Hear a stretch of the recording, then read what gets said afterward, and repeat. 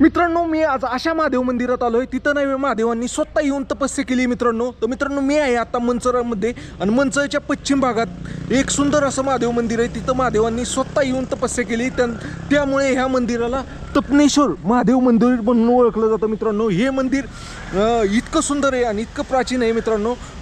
ज्यावेळेस भीमाशंकरला युद्ध झालं होतं त्याच्या अगोदर महादेवांनी इथं मंचरमध्ये येऊन तपस्या केली होती आणि त्यांच्या पदपैशाने पावन झालेली ही भूमी आहे. त्यानंतरनं इथं महादेवांनंतरनं इथं पांडव पण येऊन गेले आणि पांडवांनी मंदिराच्या समोरच एक बारव आहे. हा बारव पाहू शकता. हा बारव नव्हे, त्यांनी पांडवांनी खोदलेला आहे आणि पांडवांनी पण इथं येऊन तपस्या केलेली आहे. त्यामुळेच ह्याला तपनेश्वर महादेव मंदिर म्हणून ओळखलं जातं. आणि मंदिराच्या समोरच एक धुनी आहे, नवनाथ धुनी म्हणून. आणि ह्या ठिकाणी कंटिन्यू तुम्हाला नाही वे धुनी पाहायला भेटतं, म्हणजे दूर पाहायला भेटतो. हे 12 महिने म्हणजे तुम्ही कधी आला तर इथं तुम्हाला दूर पाहायला भेटतो. इतकं सुंदर ठिकाण आहे मित्रांनो.